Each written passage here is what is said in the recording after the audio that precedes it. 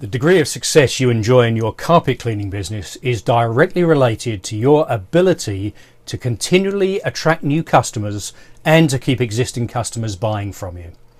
See, whether you've got 100 customers, 5,000 customers, in order to get the maximum value, you need to market to these customers again and again. So the best strategy is to continue efforts to attract first-time buyers and to constantly stimulate sales from those who have purchased before. That's where the real profit is. The easiest and least costly sale you'll ever make is to an existing customer. These people have already trusted you to deliver a product or a service. You don't have to sell them again on the merits of doing business with you instead of your competitors. Existing customers are high probability prospects for your next related service. Trust has already been established, and when customers are satisfied, they're more likely to buy again with much less scrutiny than they did the first time round.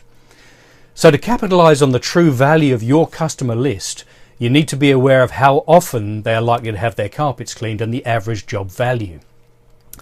Let's suppose that the average job ticket is £200. If that's all customer A ever spends with you, the actual value of customer A in terms of revenue is just that, it's £200. But let's say that this customer uses you every year to clean their carpets. Over 5 years, they're now worth £1,000. That's 5 times as much as the single-use customer. Let's take that one step further.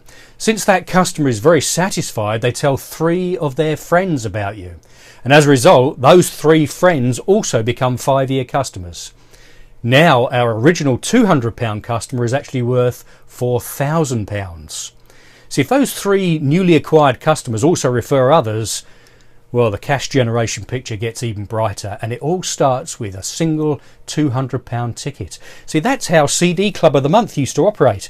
5 CDs for £1 or whatever. They didn't make any money on the first transaction. In fact, they lost money. But they knew that the value of a customer who purchases repeatedly is worth the comparatively small upfront costs. See, these companies are banking on building long-term relationships with customers, and that's the key. Successful marketing is about building positive, long-term relationships with people. Never forget that simple fact, and it will serve you well in your carpet cleaning business.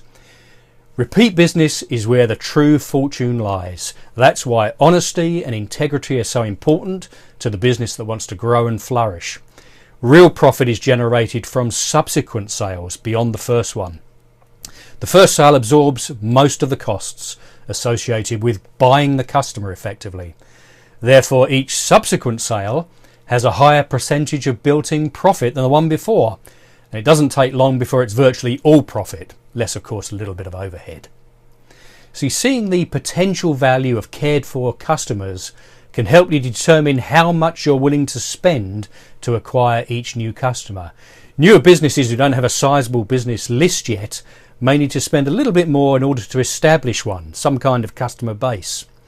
But once you have customers, it's always in your best interests to continually serve them, communicate with them, make offers to them, generally delight those who have already bought from you.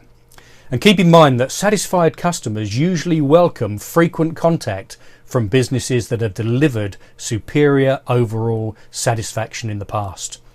Often your frequent communications simply renew good feelings, something everyone likes to experience.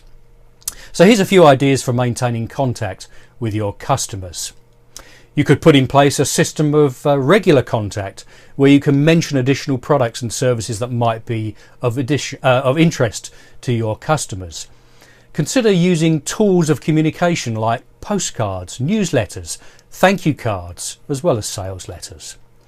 Keep the lines of communication open so that customers can easily have their problems solved. Regular contact makes you seem more accessible to customers. Do whatever it takes to make your customers happy. You could send out regular reminder cards with an offer, say at 12 months, 18 and 6 monthly after that.